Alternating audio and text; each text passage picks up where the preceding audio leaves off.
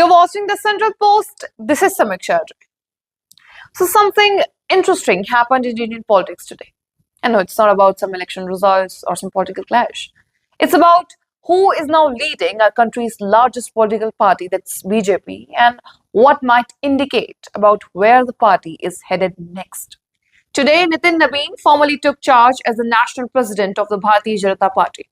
At just 45, he becomes the youngest person ever to hold this position, something that quietly signals a generational shift within the party's leadership. The ceremony took place at the BJP headquarters in New Delhi and was called Sanghatan Parv. It saw the presence of Prime Minister Narendra Modi, Home Minister Amit Shah, Defence Minister Rajnath Singh, outgoing party President JP Nadda, along with several senior leaders and chief ministers from BJP-ruled states. What's notable here is that Nitin Nabin is elected unopposed. The nomination process closed yesterday and no other candidates entered the race. This came shortly after his appointment as National Working President in December, suggesting that this transition had been in the works for some time. Nabin is a five-time MLA from Bihar, representing constituencies in Patna. He comes from a political family and has served as a state minister handling key portfolios like roads, urban development and law. But much of his rise within the BJP has come through organizational role, working behind the scenes, managing party affairs and serving as the party's in charge for states such as Chhattisgarh. One moment from today's event, however, quickly caught wider attention. During his address, PM Modi made a remark that stood out not because it was dramatic, but because of what it symbolized. Referring to the party hierarchy, PM Modi described himself as a karyakarta or a party worker and said that within the organization, Nitin Nabin is now his boss. When it comes to the party, Nitin Nabin is my boss. I am a karyakarta and he is my boss, PM Modi said. The statement reinforced the BJP's emphasis on organizational structure and discipline, where roles within the party are kept distinct from positions in government.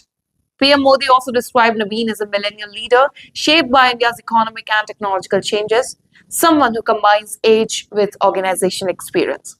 At the same time, he drew a broader comparison with dynastic politics elsewhere, pointing to what he called the BJP's worker-driven system. In his first speech as party's president, Nitin Nabin kept his focus on organization rather than personal achievements. He thanked the party leadership and said politics for him is about responsibility and sacrifice, tyag rather than personal enjoyment. He spoke about strengthening the party's base, increasing youth participation, preparing for upcoming state elections, and working towards the long-term vision of a developed India by 2047. This leadership change follows JP Nadda's tenure as BJP president and his move to a union ministerial role.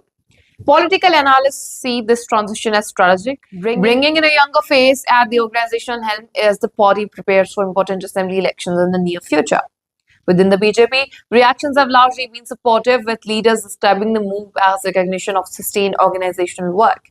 Outside the party, the development is being read as a signal of continuity in ideology, but possible change in approach and execution. So this isn't just about a new name at the top. The bigger question is how this leadership shift will now shape BJP's internal functioning, electoral strategy, and decision-making in the months coming. Whether it shows a visible change on the ground or it remains an organizational adjustment will become clearer over time. As with most political transitions, the real story won't come up in today's speeches, but in what follows next. Keep watching the Central Post.